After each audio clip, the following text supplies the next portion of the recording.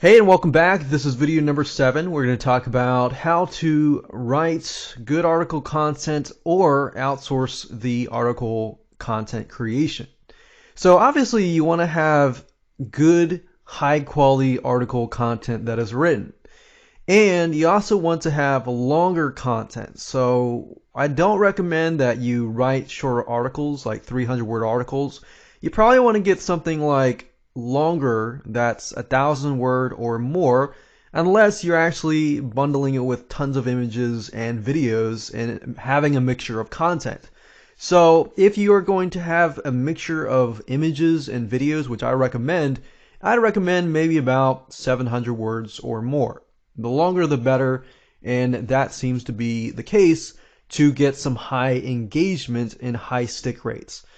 Now, if you want to write your own articles, then you either know how to do it or you don't. If you don't, then I'd recommend that you go to a place called ezinearticles.com, and you can find articles that are written specifically towards your niche, and you can find how they're written in terms of audiences, and you can see how they're written so you can get an idea of how to write your own articles and emulate them. Now, I don't recommend copying them because you want to avoid plagiarizing, but you can emulate them in the sense that you can get an idea of how they're laid out, how they are written, what kind of jargon they're using to write to a specific audience. So Ezine Articles is still a good site to find great high quality articles because they actually review each and every article. So let's say, for example, health and fitness, and you're looking for headaches and migraines. So if you take a look at a couple of these, you can actually get an idea of how they're written, the type of audience that might be reading it, and the type of wording that they might appeal to. So it gives you a good idea of, you can use bullet points, you can have bullet points that explain different points in that article. Could be something like the top 5, top 10 different ways to cure headaches or migraines and things like that, and just list out the 5 to 10 different points and then elaborate on them. So this is basically what this guy has done. And of course, at the end, you can give a call to action that tells them exactly what they can do. Now, let's say, for example, that you don't have a lot of time. You have money, but you don't have a lot of time, and you prefer to outsource this to somebody on a consistent basis. Now, there are many different sites out there that would allow you to hire somebody, but here's exactly the way I do it, and this is not rocket science at all. And in fact, I'm going to show you exactly the way I do it. The way I do it is first I hire a writer off of odesk.com. There are many other different sites that you can use. You can use fiverr.com to find somebody, but I like to stick with Odesk simply because I can find somebody who is willing to work for me for a long period of time. And in addition to that, I found Fiverr. On fiverr.com, you can find good writers, but in terms of finding somebody who will stick with you for a long period of time, that's just my experience, that I found that Odesk seemed to be the best place. Now, freelancers, in other words, go here to find work that they can do for long periods of time. It's not kind of like a one-off thing and I leave. It's more of a long-term, I stick with you, you hire me, you pay me consistently. I might stay with you for, a couple months to a year. So depending on how you treat them as well. But I like to go to odesk.com. You don't have to be logged in. You can click on writing and translation and figuring out the type of content that you want.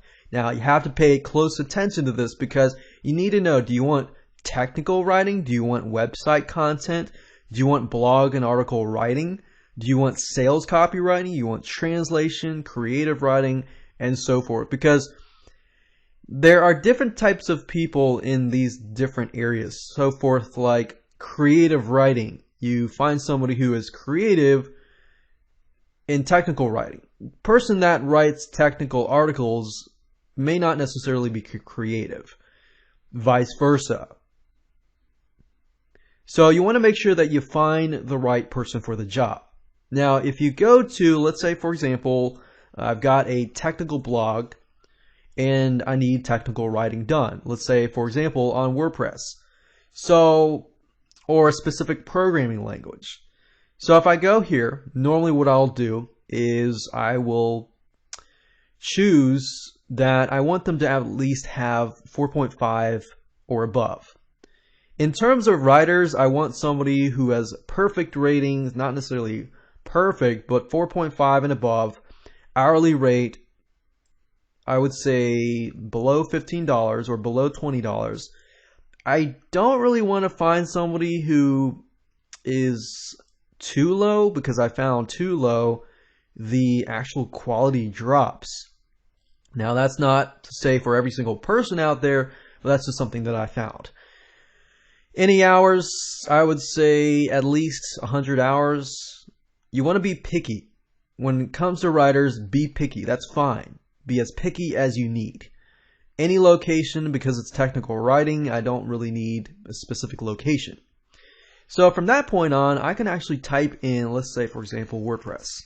So I want somebody who is specializing in WordPress,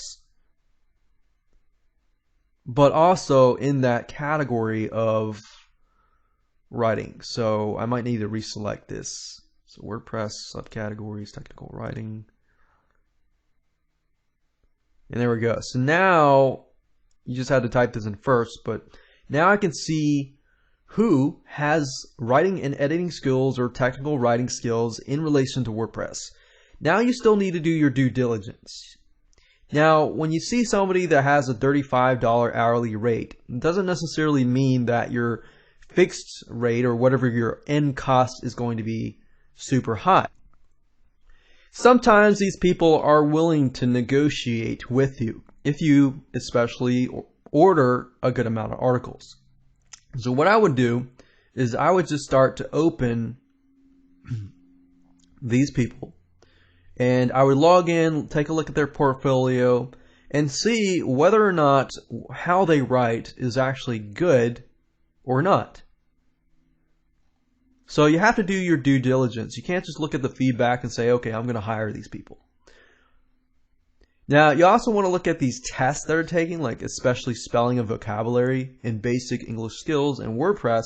We can see that she's above 85%, which is really good. Especially WordPress. That's the area that we want to tackle. Now, vocabulary, 95% above, 86% above. That's what we're looking for. Any other tests are not really something that stands out to me. Like, even if she had Adobe Photoshop and it was like 60%, I don't really care, because I really want somebody with WordPress specialization.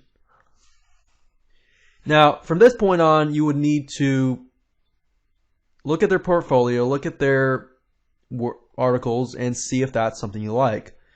You have to post a job before you can actually contact people on Odesk, but I'd say create a job, contact these people, set your job to be invite only so that nobody can apply to your job unless you actually contact them.